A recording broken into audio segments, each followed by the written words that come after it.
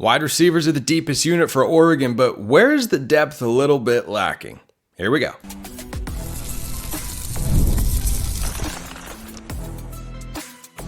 You are Locked On Ducks, your daily podcast on the Oregon Ducks. Part of the Locked On Podcast Network, your team every day.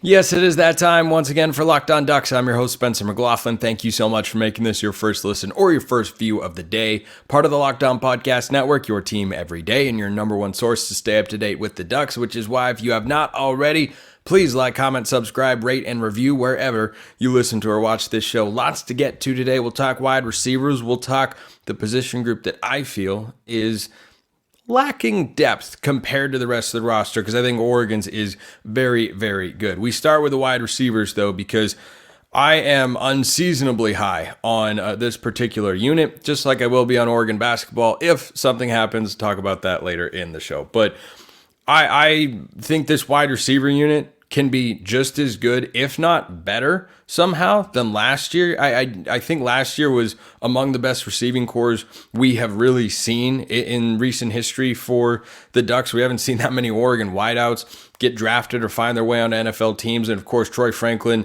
is underdrafted in the fourth round, going to the Denver Broncos with Bo Nix. But then you replace that guy with Evan Stewart, who will get drafted next year in the NFL draft. Tez Johnson will probably find his way onto an NFL roster. He's just such a great route runner, and he's such an explosive athlete as well. But I think this wide receiver room is the deepest for Oregon that it's been in a while. I think it's the deepest position group the Ducks have on either side of the ball. And there are certainly other groups you can look at, but I don't know which one goes six deep at a position where you really... You really roll with three. Like I think cornerback is the other consideration here, but I think wide receiver is the deepest unit, because I see two guys that are probably going to get drafted. One guy in Trayshawn Holden that probably makes an NFL roster somewhere, somehow. He could kind of go the Juwan Johnson route, I feel like, if he wanted to, and maybe convert to playing tight end. He's a big guy. But I just think that level of talent, I don't know where else you're matching that. Maybe in the cornerback room, but that's about it. And I think that if you say you got three receivers that start, the next three, I feel like can produce at a similar level to what the first three give you. And that's a really, really great thing to say. So, post-spring football, I think Evan Stewart is your number one outside wide receiver. I don't think there's any question there. We didn't get to actually see the move in the spring game, but Cam Alexander, who was an all-conference corner in the American last year, which is a really, really good Group of Five league. Alexander's gotten plenty of praise from the coaches since coming over from UTSA.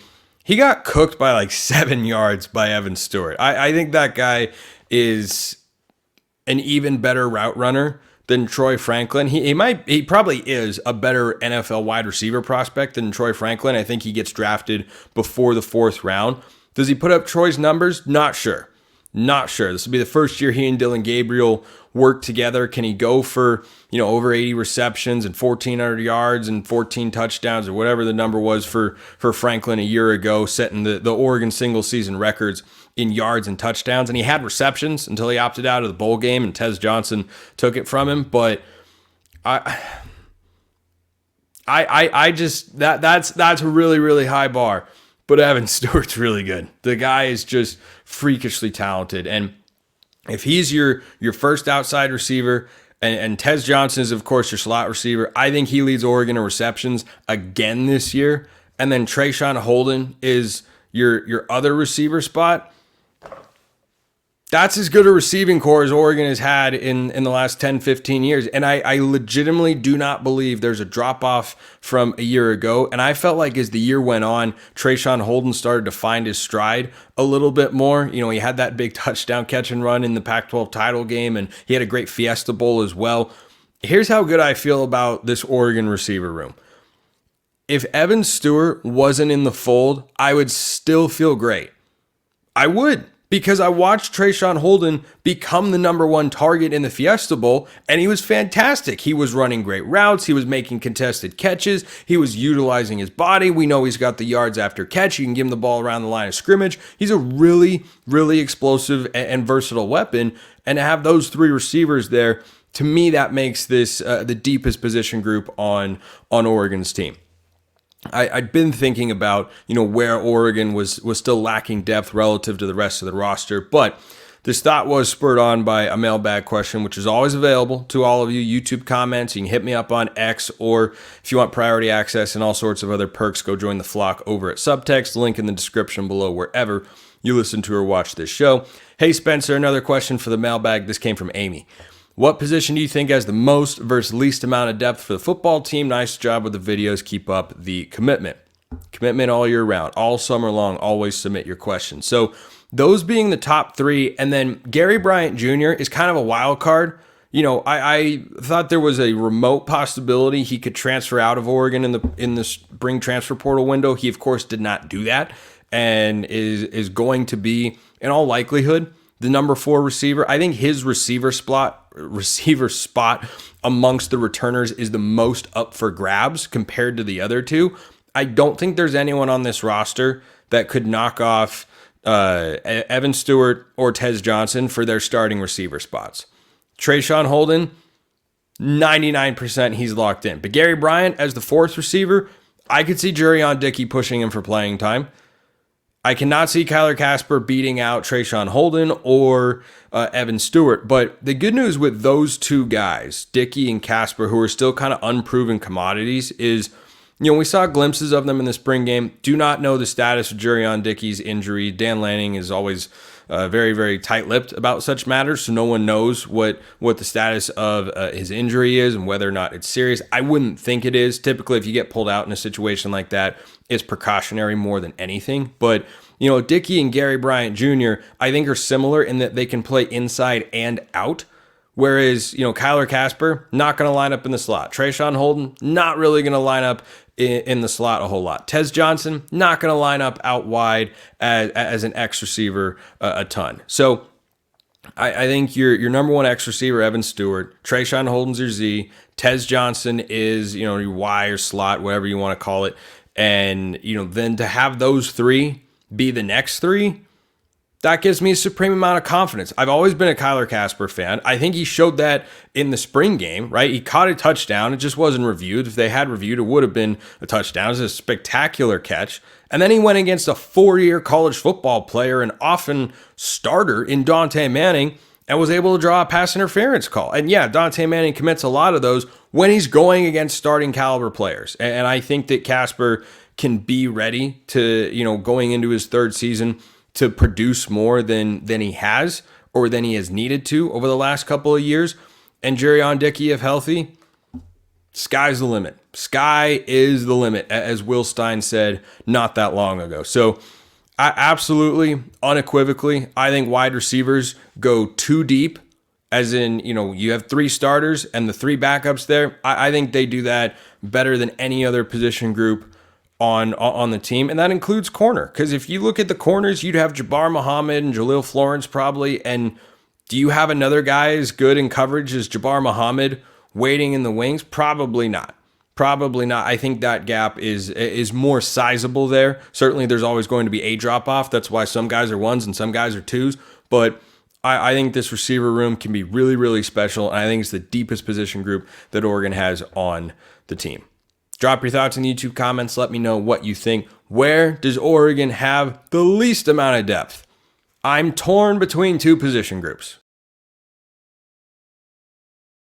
I am not torn about whether you should check out LinkedIn Jobs. When you're hiring for your small business, you want to find quality professionals that are right for the role. That's why you have to check out LinkedIn Jobs. LinkedIn Jobs has the tools to help find the right professionals for your team faster and for free. LinkedIn isn't just a job board. LinkedIn helps you hire professionals you can't find anywhere else, even those who aren't actively searching for a new job but might be open to the perfect role. In a given month, over 70% of LinkedIn users don't visit other leading job sites. So if you're not looking on LinkedIn, you're looking in the wrong place. On LinkedIn, 86% of small businesses get a qualified candidate within 24 hours. Hire professionals like a professional on LinkedIn. 2.5 million small businesses use LinkedIn for hiring with good reason. Go post your job for free at linkedin.com/lockedoncollege. That's linkedin.com/lockedoncollege to post your job for free. Terms and conditions apply.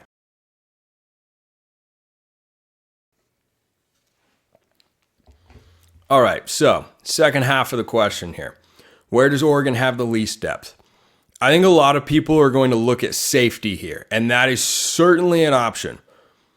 My top answer, I work safety into the fold, and I'll talk about him in a moment. Linebacker is the place where I think Oregon actually has the least amount of depth, because right now, your top two guys are bona fide studs. Justin Jacobs, if he's able to stay healthy, is fantastic. They've been raving about Devin Jackson. He'll be the number 3 linebacker this year for the Ducks. And Jeff Bossa, man, he could make himself into an NFL draft selection, not just someone who makes a roster, if he has another all-conference caliber season, particularly in the Big Ten, and I think he could. I think he's a guy who comes back not just because of what this Oregon team can be, but because of what he can do for himself to make himself more appealing to the NFL draft scouting community. But top 3 linebackers, pretty set. Pretty darn set. I feel good about that. But if you start 2, you got to have at least 2 backups. And last year there were 5 linebackers that regularly saw the field. And I don't know what that depth chart looks like right now. Jerry Mixon, redshirt freshman, was a 2023 3-star recruit. He played a little bit last year, figures to be in the fold. Bryce Betcher's kind of the wild card in this group because he played a good amount last year. Then I think he kind of reached his, ceiling or showcases limitations a little bit. He was a safety. He's not the biggest guy out there, but, can make some plays, certainly from time to time. He is putting on a lot of tape to get selected in the MLB draft. And if that happens, what Jared Mack has talked about before over on Odds and Audibles is that he might go the Major League Baseball route. And look, he's the best defensive center fielder I have seen in college baseball this year. Have I seen every team? No. But I don't know anybody that's making a nightly web gem occurrence more often than Bryce Betcher. So I think that with the way he is hit this year for Mark Wasikowski's team, who picked up a series win last weekend against the Huskies, and they've got their final Pac-12 series against Cal this week before the Pac-12 tournament, and they're ranked in the top 25, just as a quick side note. If Betcher goes that route, then Oregon will be missing a linebacker from the room, and, we didn't see a ton of playmaking opportunities necessarily from the linebackers in the spring game, but Dylan Williams hasn't arrived yet. He's going to be a fall enrollee, a 4-star linebacker in the class of 2024. Braden Platt and Kamar Mathuti were both playing in the spring game, also 4-star linebackers in this class. Mathuti got bowled over twice, basically, by Jay Harris. Now, Jay is a big guy, but that to me was a combination of Harris being big and strong and ready to play at this level, and Mathuti maybe not being ready to play at this level. And I don't think you can expect true freshmen at that position. You don't see true freshman linebackers step in and be ready all the time. Noah Sewell was, Justin Flo was. Can't think of another true freshman that stepped in at the linebacker spot. Remember, Jeffrey Bossa has played since his freshman year. He was a safety at first, and then they moved him down to linebacker. So, no Jamal Hill, if you've got no Bryce Betcher in that room, there are some legitimate depth questions there at linebacker, which is why I had that as my top depth concern over safety. Now, Kobe Savage, likely to be Oregon's starting free safety. Tysheem Johnson, or what they'd call a field safety or field boundary, is like you can think about it and label it however you'd like. But your 2 deep safeties are going to be Kobe Savage, Tyshim Johnson in all likelihood. Then, as you go down the depth chart, don't know. Don't know. I think you have more, at least semi-proven commodity, but you still have plenty of questions, frankly, at that position group. And I'm not talking about nickel here, where Brandon Johnson's probably your top nickel guy. He was not there for the spring game. The Duke transfer brought in specifically to play that spot. Nico Reed probably is backup as, a slot corner, depending on what defensive personnel Oregon is in at that point in time. But if you've got Kobe Savage, Tyshim Johnson, you're turning to a true or redshirt freshman on the back end of your defense if a guy needs to come out, if he has to come out because his helmet comes off, or if someone has to miss time with an injury. That's just the way that's just the way it is. And whether that's Peyton Woodyard or Tyler Turner or Aaron Flowers, we don't fully know. We've seen bits and pieces and glimpses. We haven't seen Peyton Woodyard, of course. He came in after the spring game, transferring over from Alabama, but he hasn't played a snap of college football yet. He's a true freshman. So a name to keep an eye on in this group is Solomon Davis, who has reportedly been cross-training at the safety position. And I think that Davis is, someone who surprised me, and I think many others, with the way that he was just making plays and had a nose for the football in the spring game. He had 7 tackles. That's a non-zero number in that sort of environment where, it's like a game, but it is not a game in and of itself. And I thought that he, looked good, did a solid job in coverage, tackled very well. Now, Aaron Flowers tackled exceptionally well too. There was a play, I forget who it was. I think one of the young freshman receivers was like this close to breaking a long run for a touchdown, and Flowers was able to get him around the ankles. I think at the very least, you got a bunch of great tacklers in that group. Kobe Savage, all Big 12 guy at Kansas State last year. Tyshim Johnson, we know what he can do around the line of scrimmage. Great tackler. Tyler Turner, we don't know. Woodyard, we don't know. Flowers looks like he can tackle. Davis looks like he can tackle. So I think either of those position groups you can look at and say that's where Oregon has the least amount of depth. I lean linebacker, though. I do. I do, just because of the information we got in the spring game where, Platt didn't do anything spectacular, didn't do anything terrible necessarily. And, Mathuti's biggest moments were getting run over by Jay Harris. So I think that's a 4-deep position group that, with 2 starters at the linebacker spot, doesn't look as strong to me or anything close to it as what you have, for example, at wide receiver, where, I think you can go 6 deep at wide receiver. So, great question, Amy. Great question. And keep the questions rolling in as always. These questions came in from Bud. It appears the conference will announce a slew of Friday matchups at the end of May, along with the kickoff times for its early season non-conference games. According to at least one source, a significant number of the Friday dates, if not the majority, will involve West Coast schools. Given that Oregon's first Big Ten conference game will be at UCLA on September 28th, do you think this game or other Oregon games may be affected? I wouldn't think so. If you're bringing in the West Coast time zone, as the Big Ten is doing for the first time, the appeal of that is to let games run on Saturday, which is college football's day, all day long. So you can wake up, first game, big noon kickoff, have a Big Ten game, then in the late afternoon window, then in the evening, then in the nighttime window, and have Big Ten games running all day. If you take the West Coast schools and have them play on Friday, that negates that advantage. So I don't know why that would be the case. I don't know all of their thinking as to why they want to put this team here, this game there, and everything of the sorts. But their primary concern is, of course, what's going to get the most ratings and what's going to give our conference the most amount of publicity and attention here as they move into this new media rights contract. So, no, I don't anticipate any of Oregon's games being affected. I think they're all scheduled to be on Saturdays this year. I don't suspect that will change for this season, maybe in the future, but no, I would not think that that impacts Oregon in a significant way. This one also came in. Always down for a Pro Ducks question. What are your thoughts on how the Harbaugh-Herbert combination will perform this year and in the future? Their win total on FanDuel is 8.5 for our boy Herbert and the Chargers with Jim Harbaugh. I'd hammer the over. Jim Harbaugh wins. Period. Point blank. End of discussion. That's what he does.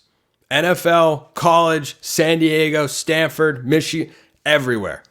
Everywhere he goes, he just wins. I don't know why that stops when Justin Herbert is his quarterback. He'll be one of the best quarterbacks he's had probably since Andrew Luck during his time at Stanford. And we remember what they were like back then. They were very good.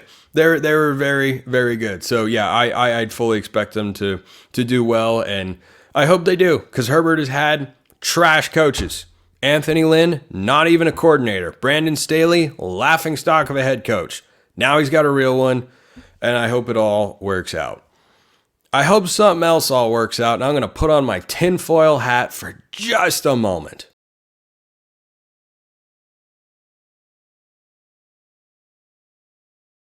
Are you ready for a little Twitter tinfoil hat conspiracy time? Okay.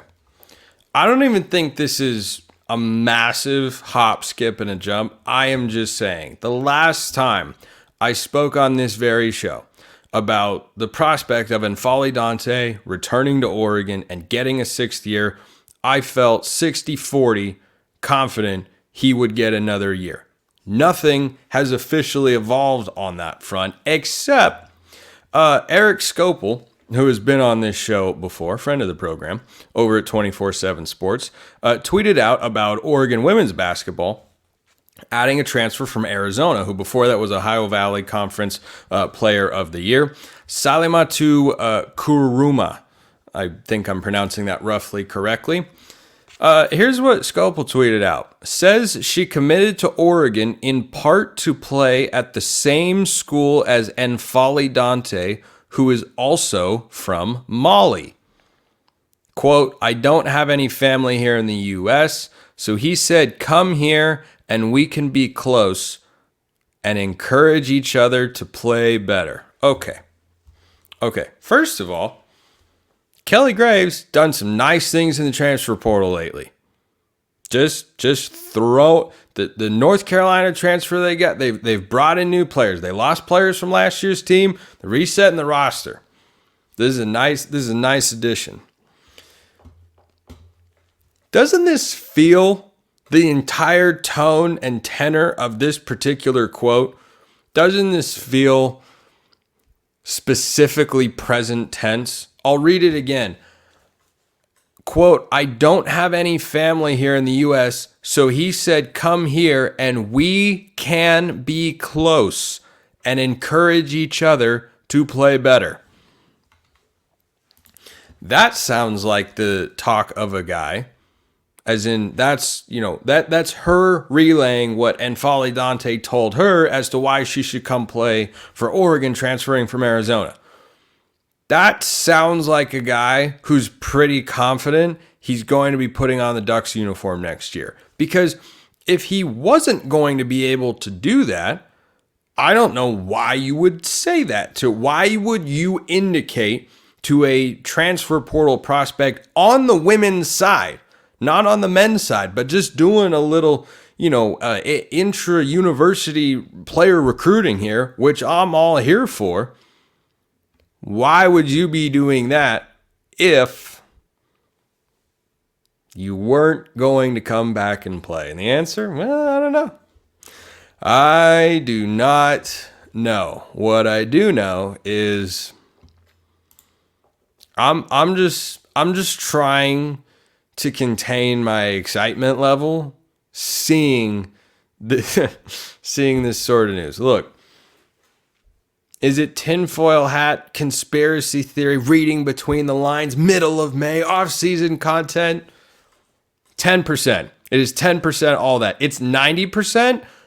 I feel pretty good that Dante is going to come back. And I tell you what, if and hopefully when that gets made official, like if he were going off to the NBA draft, if he were going to play professionally somewhere, You don't see Jermaine Couisnard giving any comments. Now, there isn't a connection there, of course, between Couisnard and, being from a foreign country and a player who's considering Oregon being from that same country. That's a unique situation. But that quote makes it seem like Dante is planning to be in Eugene next year. I don't know what else he'd be doing in Eugene, because there is not an NBA team in Eugene. Last time I checked, I don't think the Blazers are going to take him, though. Just as a side note, he'd be the best defensive player the Blazers have had since Greg Oden. So, I don't think that's an exaggeration. Maybe Joel Prisbilla. But that might have even been before. Same time? I don't know. Anyway, I got sidetracked there. This is just adding fuel to my fire. I have been on the Oregon basketball hype train machine since the offseason moves started to roll in. And they have been really, really good. And there's just something about what is happening right now that makes me feel like the momentum is all there. Remember, this is a team that went to the round of 32, lost Jermaine Couisnard, maybe, but not assuredly, lost N'Faly Dante, and they're bringing back Nate Biddle. They're bringing back Keyshawn Barthelemy as long as he's healthy and doesn't suffer any setbacks. They're bringing back Jackson Shellstad. They're bringing back KJ Evans. They bring in Brandon Angel from Stanford. They bring in Raheem Moss from Toledo, who was a first-team All-MAC performer last year. That guy's going to be the backup. That's where this team is at. First team, All-Mid-American Conference, a real solid mid-major league, probably coming off the bench, because they brought in TJ Bamba, which caught me off guard in the best way possible. And if Dante is back, I'm going to have to think of something exciting to do or different, or I'm going to have to come up with something to express in a physical manifestation how high my hopes would be for the men's basketball team if N'Faly Dante is coming back and he's starting at center. You're starting five in all likelihood: Jackson Shellstad, TJ Bamba, Brandon Angel, KJ Evans, and N'Faly Dante. Oh my goodness, as Vern Lundquist would say. That would be completely and utterly spectacular. But again, there has been no official news on the Dante front. I like this team with or without Dante in there. I like it a lot more with Dante in there. But if the NCAA does a Tez Walker situation, who was the wide receiver at North Carolina last year that couldn't get eligibility and no one understood why, and then he was granted eligibility, it was all just a big jumbled mess because, it's the NCAA.